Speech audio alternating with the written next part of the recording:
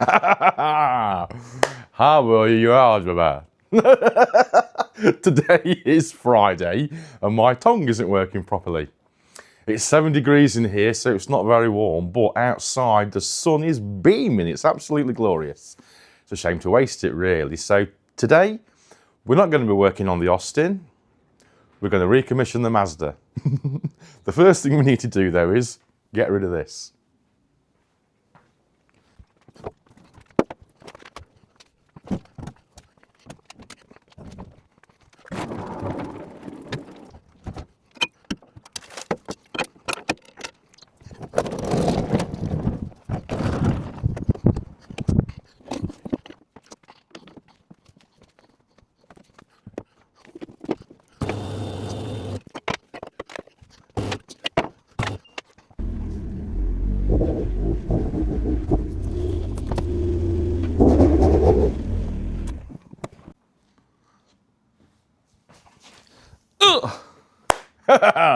This is my 1999 Mark II MX-5.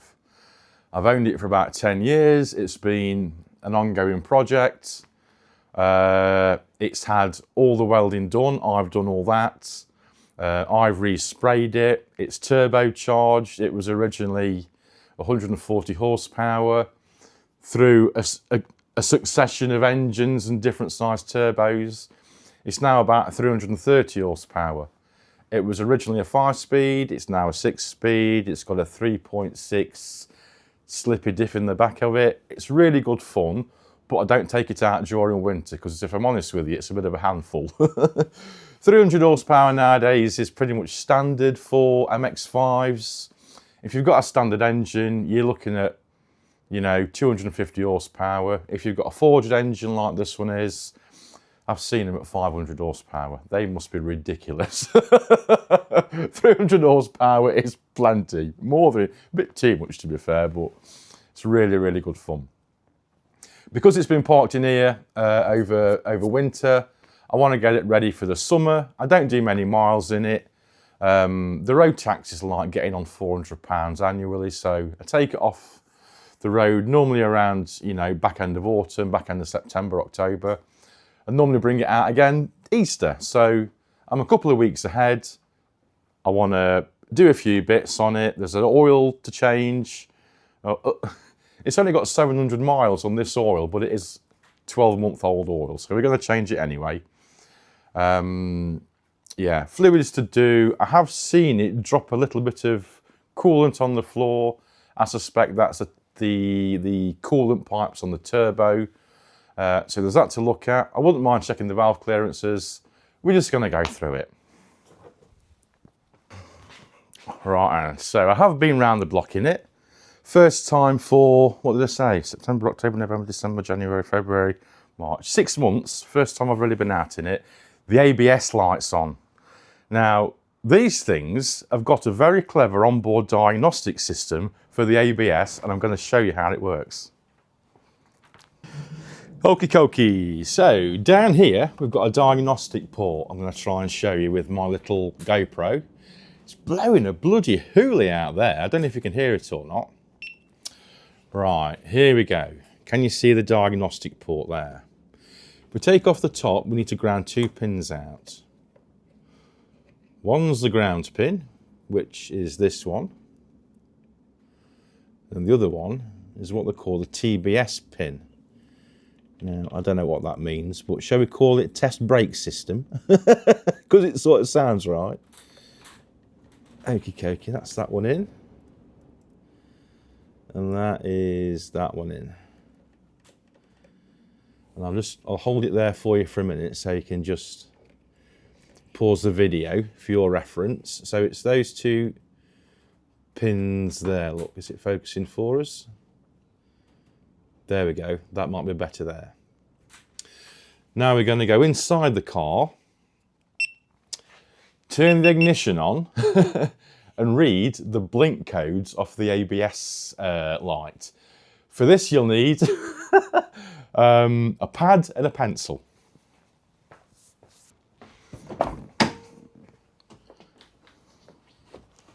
Oh, man alive. You forget how low this car is. Okay, have I got the keys? I have.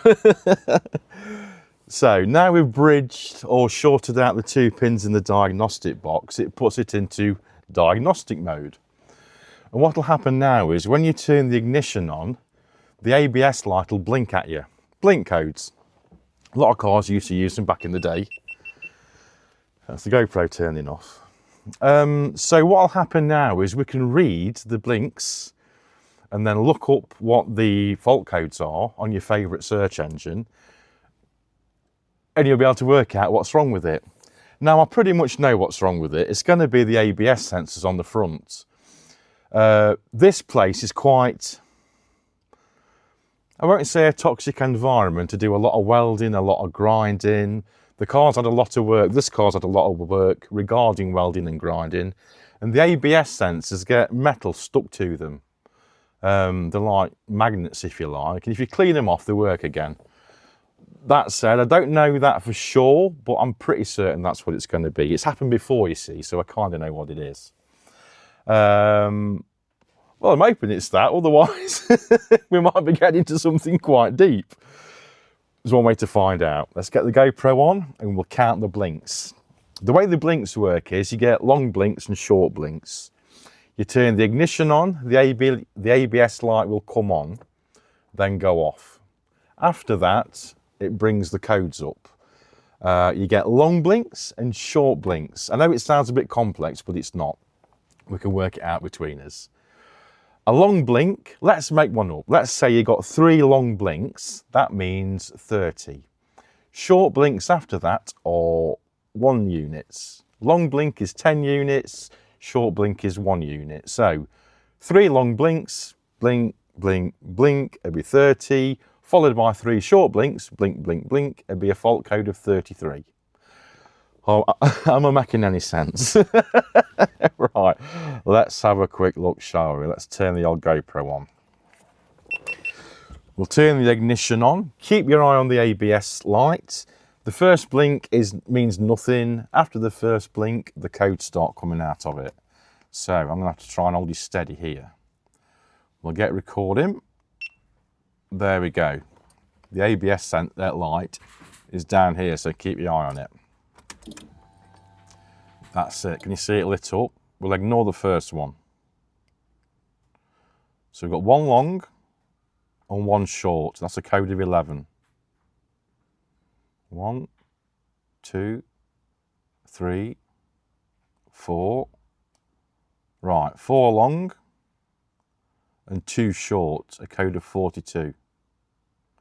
1, 2, 3, 4, 5, 6. Okay.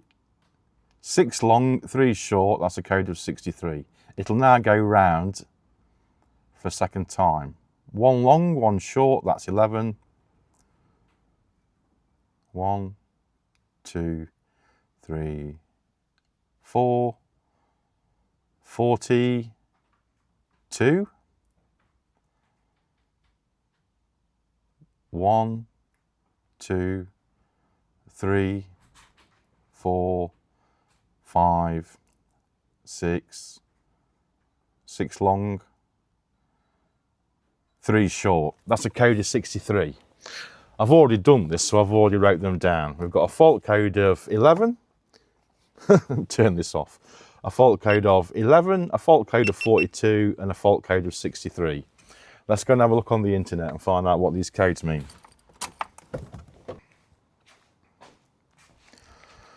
Rightio. So I've been onto my favourite search engine and I found the fault codes. We had 3 faults, 11, 42 and 63. We'll start with the first one, 11.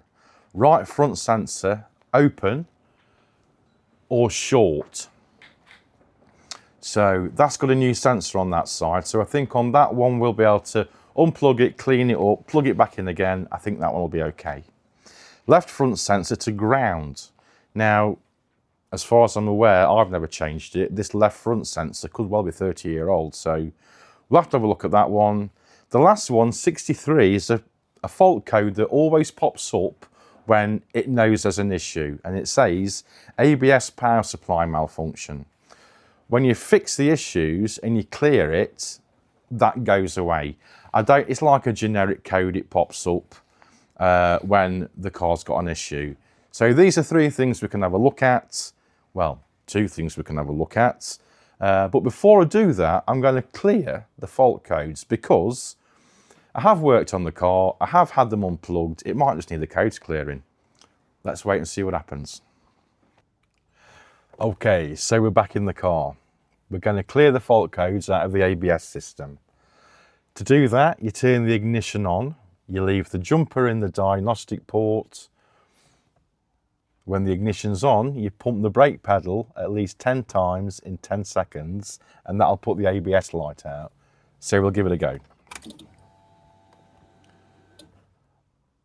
1, 2, 3, 4, 5, 6, 7, 8, 9, 10, 11, 12, 13, 14, 15, 16, 17, 18, 19, 20.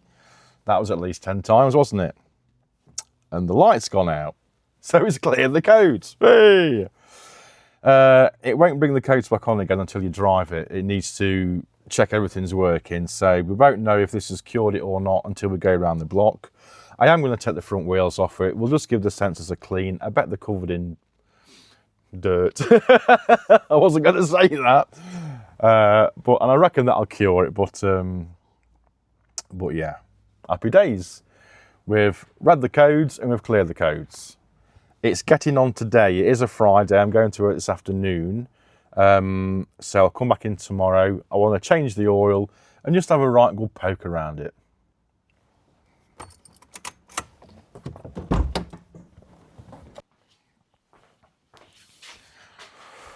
How you doing? It's a new day. Today's Saturday. It's absolutely glorious out there. The sun's shining. We've been on a secret mission to get some mothering Sunday bits and bobs with the little one. I'm back in here today just to carry on recommissioning the Mazda. I'd like to do an oil change on it. We're going to check those front wheel sensors. Before we get it warm though, or do anything like that, I'd like to just go through the valve clearances. The engine's maybe, although it's been in for 2 years or so, I don't think it's got 2,000 miles on it yet. So nice little check. Just going to make sure that everything's happy. Yeah, so we'll get ripped in.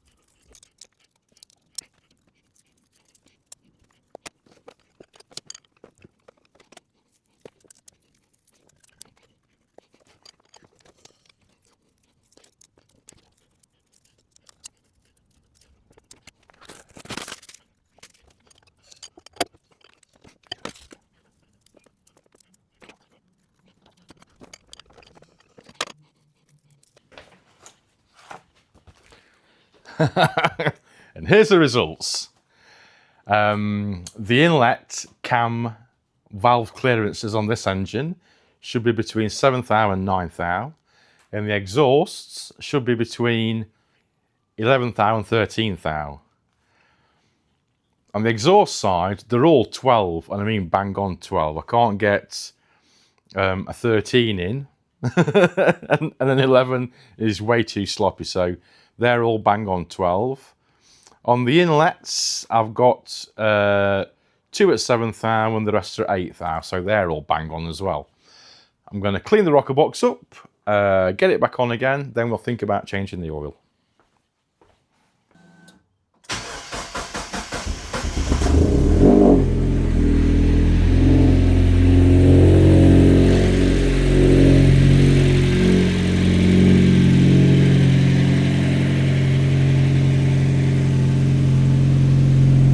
No doubt it's very noisy for you, so like I say, I'm going to run it up, get it hot, and then we'll drop the oil out.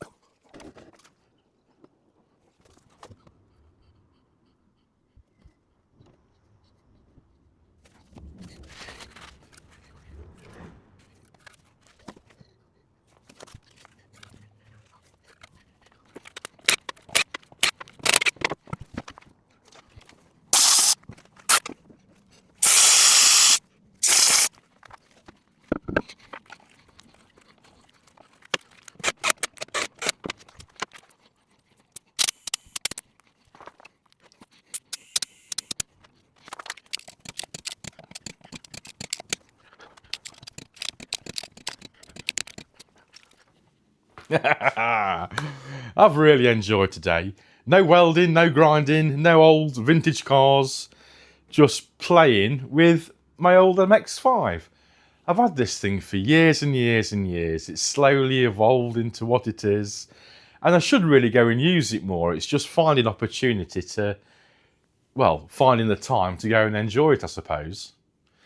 Summer's coming. So we've had an oil and filter change. We've had a go at diagnosing the ABS faults. When I got the wheels off, the sensors were absolutely caked in iron filings, and that's just stuff that it picks up from the brake pads and the fact that I do a lot of welding and grinding in here. Anyway, I've blown all those off, so with a bit of luck, that'll cure it. What else have we done? Oh, we'll check the valve clearances, and they're all bang on too, so I've really enjoyed it. It's been something a bit different, not welding and grinding.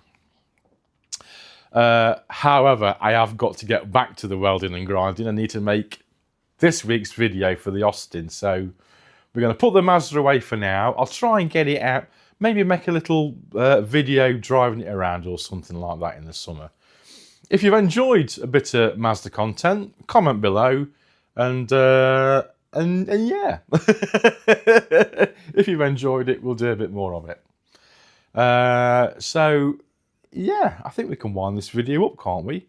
I'd like to take it out now, but I'm filthy and I've got to swap the garage around back for welding, back for the usual YouTube content. So thanks ever so much for watching. If you've enjoyed it, give it a like, subscribe, all the rest of the bloody carry on. You know what I'm on about, and I'll see you again soon.